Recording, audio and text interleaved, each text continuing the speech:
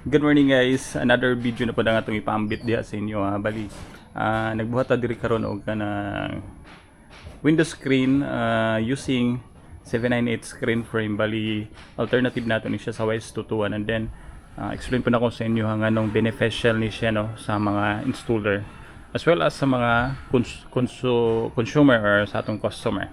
But before that, kung bago lang mo diri sa amo ang channel, please do subscribe unya, palike and share na po na ni among video guys para mabulahan po tagamay. Sure.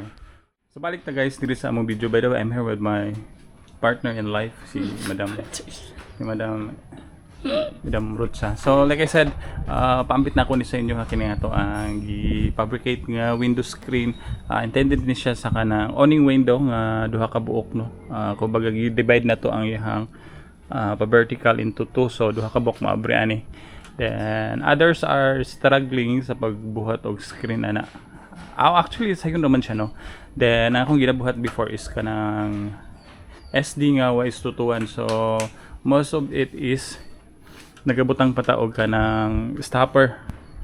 So ang atong ginagamit nga stopper is kini ASW screen head jump. So double ang materials no nga atong paliton. So compare ani siya. So ang pika side or ang end sa kining sa 798 screen frame is na siya palikpik, so ato ra siyang gi-remove no. So like I said, this is a very beneficial sa mga installer kay na siya murag built-in nga kining stopper.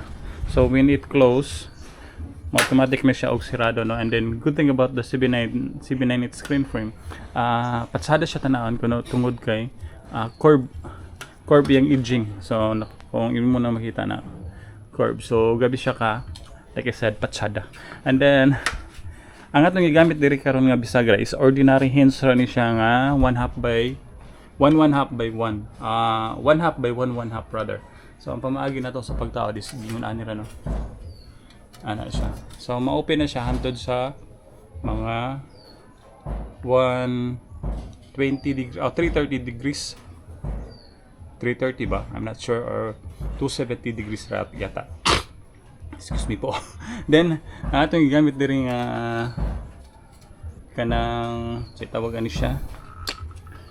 Kining perimeter frame is 1/2 by 1 lang siya no. So wala man butang nagbutang og kanang perimeter frame nga kanang or jam nga 1/4. So nag-provide ta og 1/2 by 1 as frame sa ato ang inside screen. So ang kulang nilang ani siya is handle na lang unya, magnetic catches ra nga atong ibutang.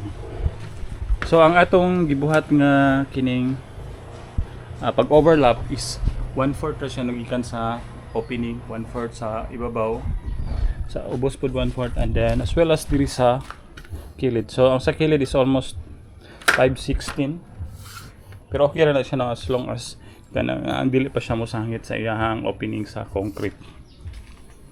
So mao na siya ang itsura guys. So ang gap niya sa kilid is to be exact is more than 116 or less. Ayan. So kanang bangag di na makasulod ang mananap anano or kanang lamok. So kung actually pwede na to mapangitaan pag pamaagi nga ma-hide siya, pero inana ra gyud siya ang ma-produce na to kay tungod sa atong bisagra. Siguro kung magamit pa taog mas gamay nga hints, mas mo reduce pa gyud ang iyang gap. But anyway, as long as it looks so well and then very functional as well, siguro tama na siya no. So kana lang una guys ang among video sa pagkakaron. So sa mga bag-o lang sa ato ang YouTube channel, please to subscribe. Unya ayaw kalimot sa pag share sa amo ang video. Sure. Sige, dito ka balik sa kabadaw para magrasyan po ta ginagmay. So ang gap dito niya sa kilid kung close it. So kung mapansin niyo guys, lapat na lapat gyud or ni dapat gyud ang iyang kung ano ang 798 nga screen frame sa kining perimeter frame nga 1/2 by 1. So kana lang una. Salamat guys sa pagtan-aw. Unya sa ako nang gikaingon, ayaw kalimot sa pag-subscribe. Bye bye. God bless everyone. Char.